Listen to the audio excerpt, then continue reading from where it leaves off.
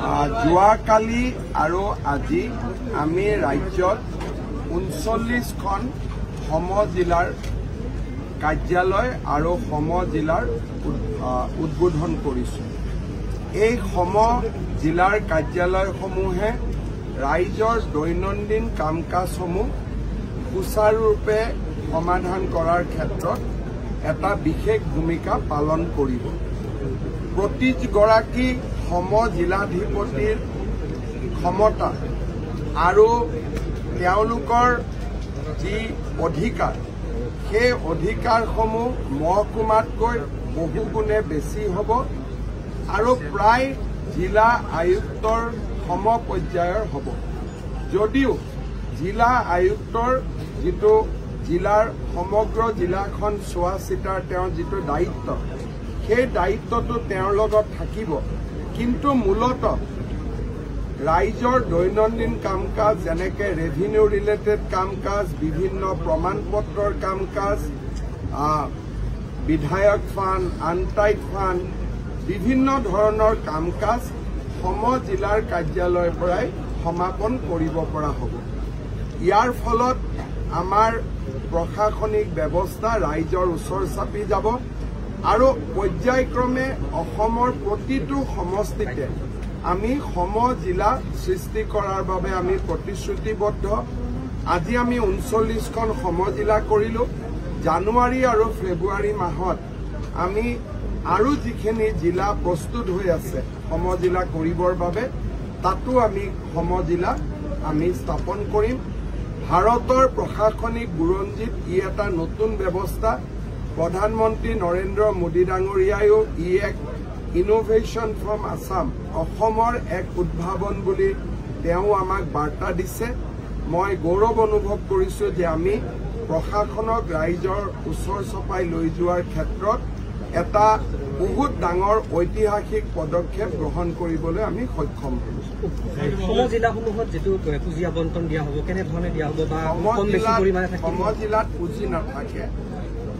যি বিধায়ক বা সমষ্টিৰ যিটো পুঁজি, সেইটো এতিয়াৰ পৰা জিলা উপায়ুক্তৰ কাৰ্যালয়ৰ পৰিৱৰ্তে সম জিলা আয়ুক্তৰ পৰা পৰিচালিত। বিভিন্ন চৰকাৰী কাৰ্যালয়ত ধনসমূহ উভতাই বিচাৰিছে, অব্যৱহৃত ধন উভতাই নিদি পেলাই তাতে পোৱালি পাৰিব দিন ৰাখিম নেকি? এইটো এটা নিউজ হ'ব পাৰে নেকি? আপোনাক মই 10 টকা দিলোঁ, আপুনি ব্যৱহাৰ নকৰিলে, এতিয়া 10 টকাটো আপুনি ৰাখি কি কৰিব? এইটোতো চৰকাৰক ঘূৰাই দিবই লাগিব।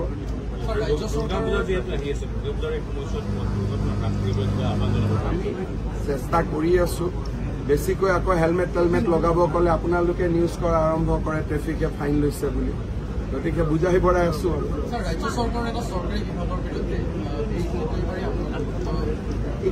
তেওঁ পৰামৰ্শ দিছে যে 6 শিডিউলৰ ব্লক 6 শিডিউলতে হ'ব লাগে। এইটো ভাল পৰামৰ্শ, তাতো কোনো বিৰুদ্ধে কোৱা নাই। তেওঁ এটা পৰামৰ্শ দিছে, পৰামৰ্শটো গ্ৰহণ কৰিলে হ'ল। আৰু ক'ত স্মাৰ্ট মিটাৰ? কালিতো মোক মানুহে হোৱাটছএপত দেখুৱাই আছে যে স্মাৰ্ট মিটাৰত বিলেই নুঠাবলৈ ইলেক্ট্ৰিচিটি, এনেকে বাগৰি গৈছে। প্ৰতিবাদ চলি আছে। প্ৰতিবাদ কৰাসকলে নিজৰ নিজৰ স্মাৰ্ট মিটাৰটো এইকেইদিন চাই ল'লে হ'ল। এইকেইদিনটো মোক আজি আপোনালোকৰ জাৰ্নেলিষ্ট এজনে ৰাতিপুৱা মোক পঠাইছে যে মিটাৰটো এনেকে বাগৰি গৈছে, মানে কনজাম্পশ্যনটো বাগৰি গৈছে আৰু অহা 3 মাহত আৰু কমি যাব। গৰমৰ সময়ত ইলেক্ট্ৰিচিটি কনজাম্পশ্যন বেছি হয়, গৰমৰ পিছত কম হয়। এতিয়াতো মই এইকেইদিন হাৰিয়ানাত গৈ দেখিছোঁ বিজেপি আৰু কংগ্ৰেছে মেনিফেষ্টোত দিছে যে আমি স্মাৰ্ট মিটাৰ প্ৰৱৰ্তন কৰিম। ইয়াত বিৰোধিতা। তাতে মইতো কি পঢ়ি আছো, তাত লিখা আছে চৰকাৰ আনে से हम लोग स्मार्ट मीटर लाएगा। তাতে নিৰ্বাচনী ঘোষণা পত্ৰবিলাকত দি আছে। কিহৰ কাৰণে? স্মাৰ্ট মিটাৰত পুৰা ওলাই থাকে নহয় প্ৰতি মিনিটত কিমান টকা খৰচ হৈছে। আৰু যোনে আগত স্মাৰ্ট মিটাৰ ব্যৱহাৰ কৰিছে তেওঁলোকে ইয়াৰ কেতিয়াও প্ৰতিবাদ কৰা নাই। গুৱাহাটীততো চবৰ ঘৰে ঘৰে স্মাৰ্ট মিটাৰ আছে, কোনে প্ৰতিবাদ কৰিছে? এবছৰ থাকিলে মানুহে বুজি পাই যায় যে গৰমৰ দিনত বেছি বিল আহে, ঠাণ্ডাৰ দিনত কম বিল আহে। ৰাষ্ট্ৰীয় পৰ্যায়ত ইণ্ডিয়া গঠনৰ পাছতে এইবাৰ গঠন কৰা বিৰোধী ঐক্য মঞ্চৰ নামটো সলনি কৰা হৈছে। যাৰ নিজৰ ওপৰতে বিশ্বাস নাই, নিজে নিজে নাম ডেইলি সলনি কৰি থাকে, তাৰ ওপৰত মই কমেণ্ট দি কি লাভ হ'ব? মোৰ ওপৰততো মোৰ নিজৰ ওপৰত মোৰ বিশ্বাস আছে। সেইকাৰণে বিজেপি আৰু NDA যাৰ নিজৰ ওপৰত বিশ্বাস নাই নাম বদলাই থাকিব।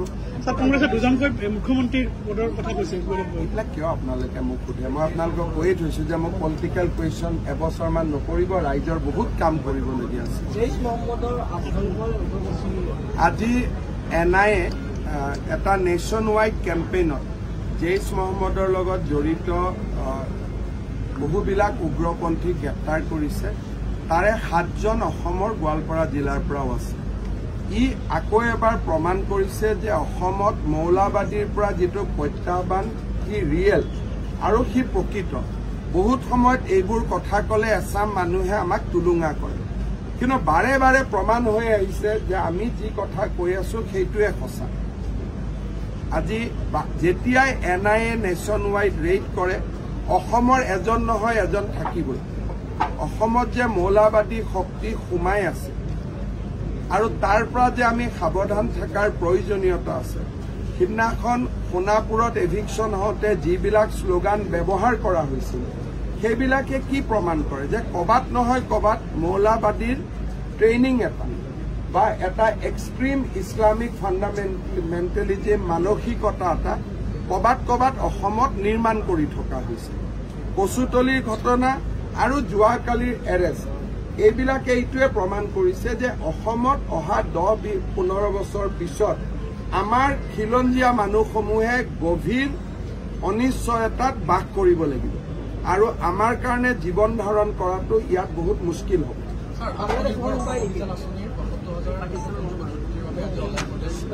আজি মোৰ অলপমান অসুবিধা এটা আছে, কালিও নিযুত মইনা আঁচনি আছে, গতিকে 7 তাৰিখে কৰিম।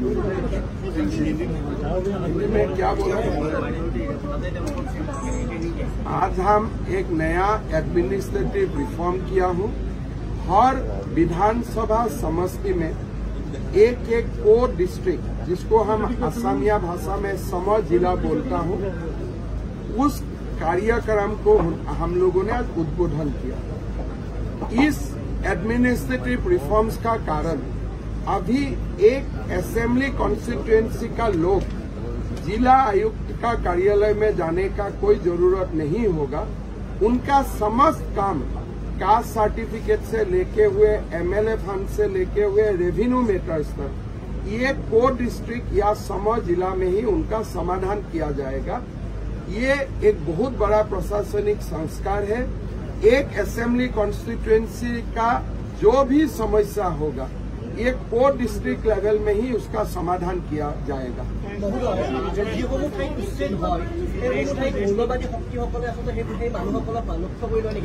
যেতিয়া ইয়াতে আপোনালোকে জানে যে কিছুদিনৰ পৰা আপোনালোকে টিভি নিউজত এইবিলাক নিউজ নাপায়, হৰ্ষ মণ্ডল আৰু বিভিন্ন ব্যক্তি অসমত আজি 3 মাহৰ পৰা ঘূৰি ফুৰিছে আৰু হাইকোৰ্টৰ অৰ্ডাৰত যিবিলাক জেগাত আমি এভিকশ্যন কৰিছো তেওঁলোকক উচতনি দিয়াৰ কাম কৰি আছে। আৰু যোৱা কেইটামান দিনত, যোৱা 3 মাহত কেতিয়াবা আপোনালোকে আমাৰ অসম আৰক্ষীৰ লগত কথা পাতিলে গম পাব, ডাঙৰ নেশ্যন ৱাইড এনেকুৱা ধৰণৰ শক্তিসমূহ অসমত যোৱা 3 মাহৰ পৰা ঘূৰি আছে। যেতিয়াই কোনোবা তেওঁলোকে গম পায় যে কৰবাত ফৰেষ্টৰ কাৰণে এভিকশ্যন হ'ব, কৰবাত ট্ৰাইবেল বেল্ট এণ্ড ব্লকৰ কাৰণে এভিকশ্যন হ'ব, তেওঁলোকে মানুহক অৰ্গেনাইজ কৰা কামত নামি পৰে। আৰু ইয়াৰ তথ্য আমাৰ হাততো আহে, বহুত তথ্য আমি ৰাজহুৱা কৰোঁ, বহুত তথ্য আমি নিজৰ লগত ৰাখি থৈ দিওঁ। তেওঁলোক আমাতকৈ ডাঙৰ উকিল, তেওঁলোক আমাতকৈ ডাঙৰ অধিবক্তা, তেওঁলোকে এনেকুৱা কাম নকৰে য'ত তেওঁলোকক আপুনি এৰেষ্ট কৰিব পাৰে। তেওঁলোকে আইনৰ সীমাৰ এক্সট্ৰিম লাইনটোত গৈ থিয় হৈ থাকে, লাইনটো ব্ৰেক নকৰে কিন্তু লাইনটোৰ ওপৰত থিয় হৈ থাকে। সেইকাৰণে গ্ৰেপ্তাৰ কৰিব দিগদাৰ, কিন্তু তেওঁলোকৰ যিটো মুভমেণ্ট তাক আমি চাই থাকো আৰু তাৰ ওপৰত যি ব্যৱস্থা ল'ব লাগে আমি লওঁ। NIA ने आज नेशन वाइड एक अभियान चलाया था इस्लामिक फंडामेंटलिस्ट का खिलाफ। असम पुलिस को भी जिम्मा दिया गया था 8 लोगों को गिरफ्तार करने का।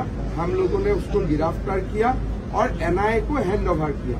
बाकी का जो विवरण होगा वो NIA ही आप लोगों को दे पाएगा। ठीक है।